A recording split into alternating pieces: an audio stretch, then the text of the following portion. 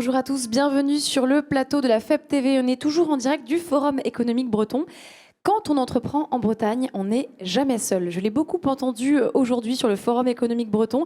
Et pour parler de ce sujet, qui est le sujet de l'accompagnement, j'ai avec moi encore un habitué du plateau, Bruno Voyer, directeur du réseau Entreprendre Bretagne. Bonjour. Rebonjour. À vos côtés, Fabrice Barbin, CEO de Synergies. Bonjour. Bonjour. Et enfin, Renaud Morla, coordinateur Braze Angels. Bonjour. Bonjour.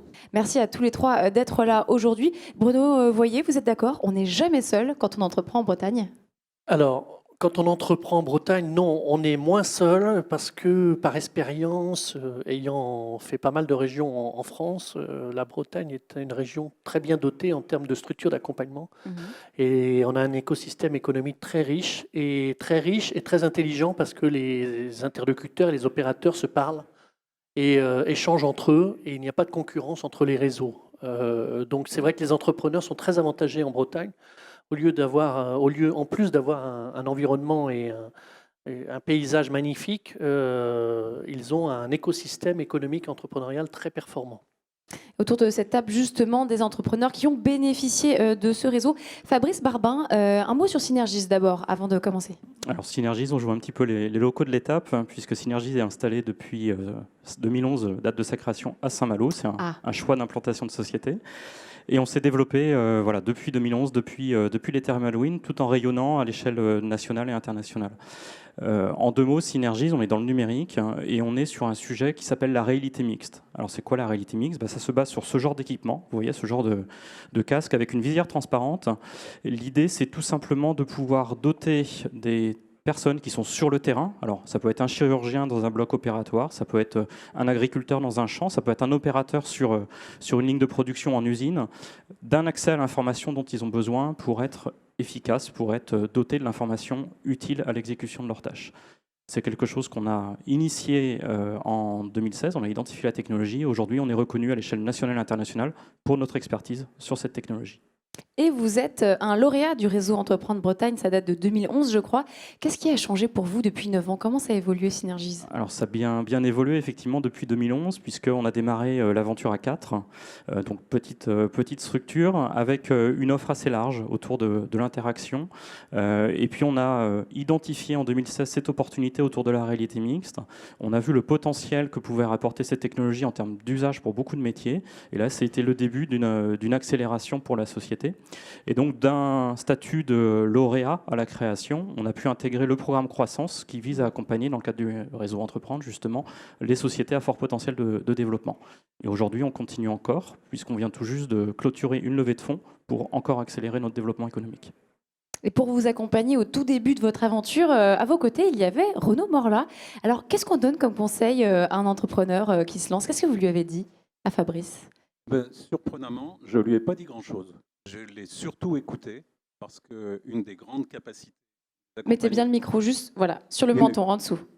Une des grandes capacités des membres du réseau Entreprendre, c'est justement de ne pas abreuver les lauréats de paroles, mais de les écouter et d'essayer de comprendre en quoi on pourrait éventuellement, en toute humilité et gratuitement, bien évidemment, les aider.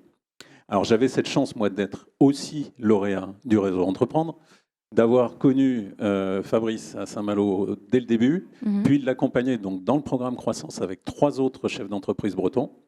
Et pour illustrer ce que disait Bruno en débutant cette conférence, je l'accompagne encore aujourd'hui, mais cette fois-là en tant que business angel.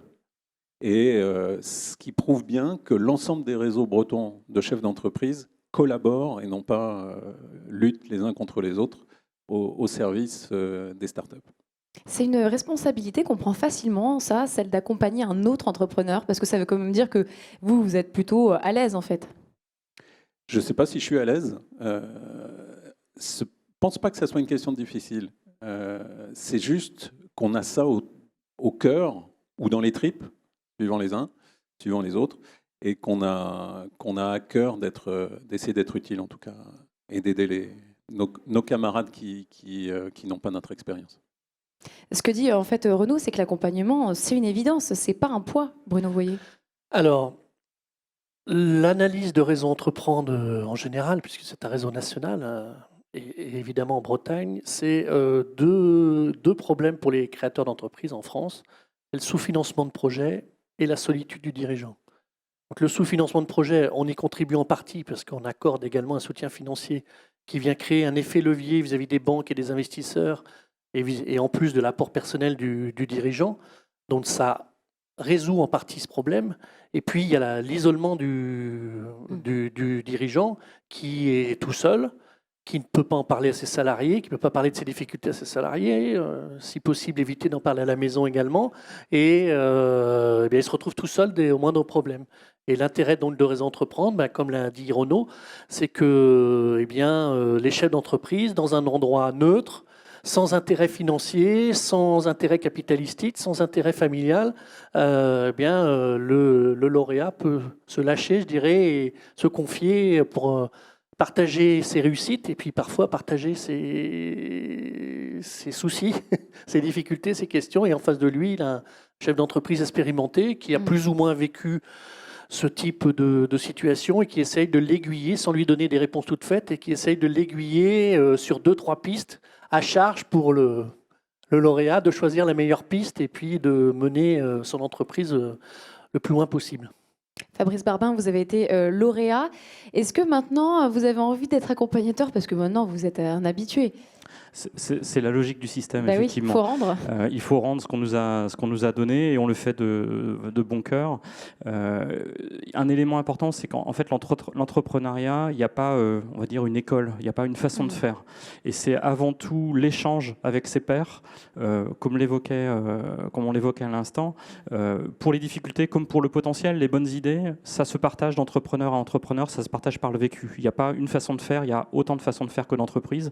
Et c'est tout l'intérêt de cette logique de l'accompagnement et de l'écosystème qui se crée, puisque des liens restent tissés entre les lauréats et entre les membres en tant que tels du réseau. On en parlait tout à l'heure sur ce plateau avec Brice Rocher, le PDG du groupe Rocher. L'entrepreneuriat, en fait, c'est vraiment une histoire de transmission. Vous êtes d'accord avec ça, Renaud? Pas complètement, et je voudrais surtout pas m'opposer à Brice Rocher, qui a beaucoup plus d'expérience que moi. Mais je pense que c'est aussi cette idée de transmission, une idée toute faite, une idée facile, une tarte à la crème. Pour moi, l'accompagnant qui essaye de transmettre fait une erreur majeure. C'est qu'il va se mettre en avant, il va être au centre et il va parler de lui. Alors qu'en fait, celui qui est au centre, c'est le porteur de projet. Et la qualité essentielle de l'accompagnateur, quel qu'il soit, même quand il s'appelle Brice Rocher, c'est d'écouter et de se mettre en retrait. Vous êtes d'accord, Bruno? Alors, c'est pour illustrer ce que dit Renaud, c'est qu'effectivement, on n'envoie pas les chefs d'entreprise membres du réseau au casse-pipe directement en accompagnement, on les forme pour ça, à la posture d'accompagnateur. C'est-à-dire, avant de confier un lauréat à son accompagnateur, il a une demi-journée de formation avec les explications de ce qu'est l'écoute et la mise en situation de ce qu'est l'écoute, la reformulation, l'écoute et la reformulation. Et évidemment, l'accompagnateur n'est pas là pour apporter des solutions toutes faites en disant à ta place, je ferai ci, je ferai cela, et moi j'ai fait ci, moi j'ai fait ça. Non. Voilà, c'est de la suggestion, de l'écoute, de la reformulation, pour lui remonter le moral, ouvrir son réseau aussi, parce que de temps en temps, ça aide aussi d'avoir quelques cartes de visite et d'aller voir telle ou telle personne importante pour débloquer une situation, mais ce n'est pas de se mettre à la place du lauréat, ça c'est sûr. Fabrice Barbin? On est vraiment sur l'effet miroir. C'est le fait de verbaliser finalement la problématique ou le sujet du moment qui permet cet échange et qui permet finalement souvent de trouver par soi-même la solution. Les solutions toutes faites, encore une fois, n'existent pas. Mais c'est le fait simplement de pouvoir en parler à quelqu'un de confiance qui fait qu'effectivement, on chemine. Renaud, vous êtes d'accord finalement tous un peu sur ce sujet? C'est quelque chose qu'on s'échange, c'est pas vraiment un apprenant et un étudiant? Complètement.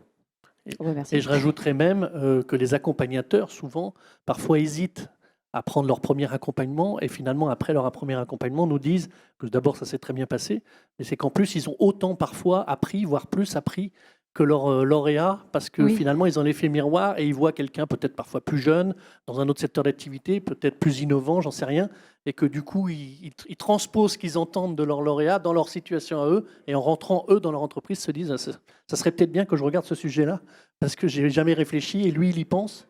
Et du coup, les accompagnateurs, je le dis souvent, apprennent parfois autant que les lauréats par cet effet miroir, justement. Eh bien justement, j'aimerais bien que chacun, vous me disiez un conseil que vous avez entendu et qui a vraiment changé votre manière d'entreprendre. Renaud. Ça peut être une philosophie de vie, une façon de voir les choses, quelque chose que vous avez appris avec de l'expérience ou quelqu'un qui vous a donné un conseil.